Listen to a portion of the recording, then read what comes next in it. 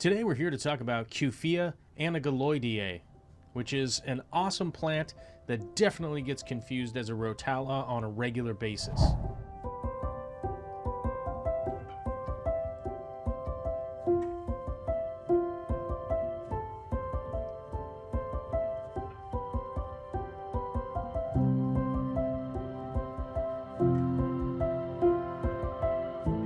Growing conditions and how to take care of this plant really aren't that different from a rotala, so let's just stay in that vein so that people can kind of relate to the two and it sort of makes sense.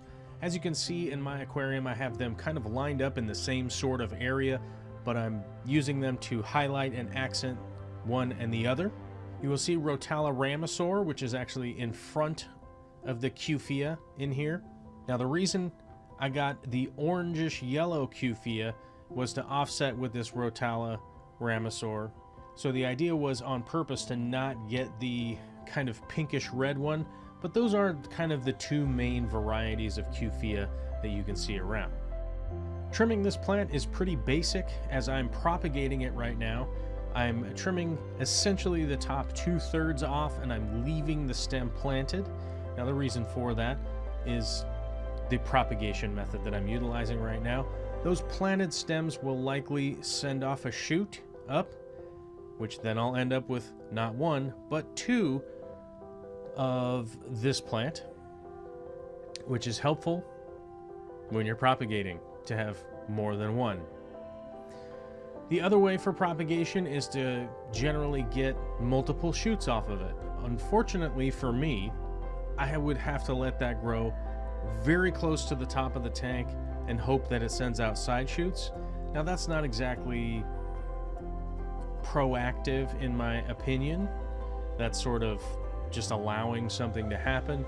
Now I'm trying to be proactive so that I can continue to propagate this plant as fast as possible, because I do have some projects in the near future for lots of this.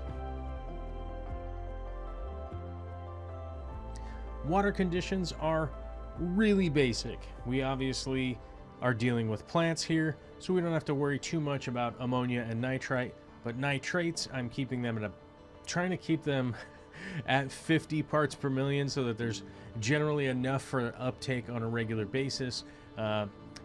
It's not really greedy as far as any specific fertilizer in my experience, but it is pretty greedy as far as light goes and CO2. If your CO2 drops down, this plant is going to start to have issues. Now, one of the reasons for that is this plant does convert back and forth from submerged to immersed, but where it's from, it generally spends more time immersed than it does submerged. So that's kind of why you see that dependence on CO2, and you have to kind of take that into consideration. So make sure this is in an aquarium that has a lot of light, a lot of available light, at least in the area where you're going to plant it, and a decent amount of CO2.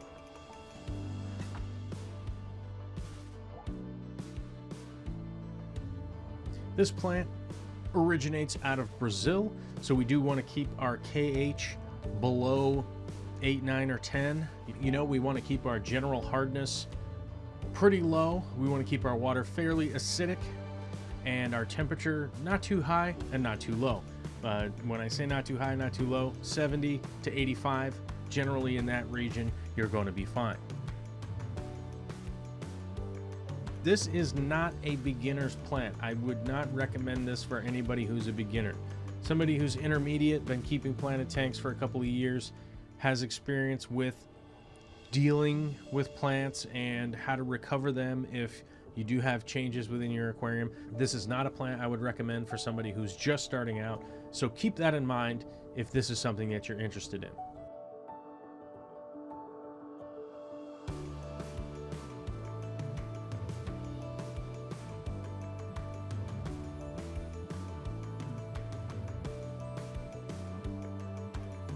My experience with this plant has overall been 75-25. 75 good, 25 like, what is going on here? That said, I would recommend it for somebody who is equipped and ready to deal with this plant. It has overall been enjoyable, and I definitely have appreciated my time with it. I'm going to continue working with it. Stick with me over the next probably 6 months, something like that. I do have some kind of cool projects coming with this. In the meantime, hopefully this video helped you out. If it did, click all the buttons down below. Go ahead and subscribe to the channel. Do all that good stuff. And stay tuned.